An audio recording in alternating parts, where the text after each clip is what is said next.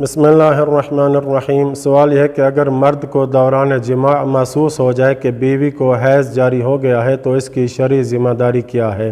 تو جواب میں آیت اللہ سستانی فرماتے ہیں، اگر مرد کو جماع کے دوران معلوم ہو جائے کہ عورت حائض ہو گئی ہے تو ضروری ہے کہ فوراً اس سے جدا ہو جائے، اور اگر جدا نہ ہو تو گناہ گار ہوگا، اور احتیاط مستحب کی بنا پر اسے کفارہ دینا چاہیے، جبکہ حائض سے ہم بستری کے علاوہ دیگر لذات اٹھانے میں کوئی حرج نہیں ہے،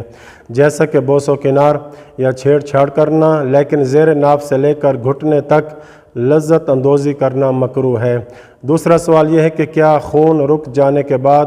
غسل سے پہلے جماع کرنا جائز ہے؟ تو جواب میں فرماتے ہیں، عورت کے خون حیض سے پاک ہونے کے بعد اگرچہ غسل نہ کیا ہو، اس کا شوہر اس سے جماع کر سکتا ہے، لیکن احتیاط لازم یہ ہے کہ شرم گاہ کو دھونے کے بعد جماع کرے، اگرچہ غسل سے پہلے جماع کرنا مکروہ ہے، اور احتیاط مستحب یہ ہے کہ غسل سے پہلے خصوصاً اگر جماع کرنے کی شدید خواہش نہ ہو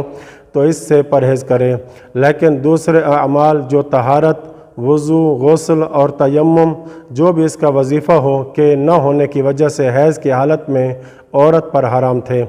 جب تک عورت غسل نہ کر لے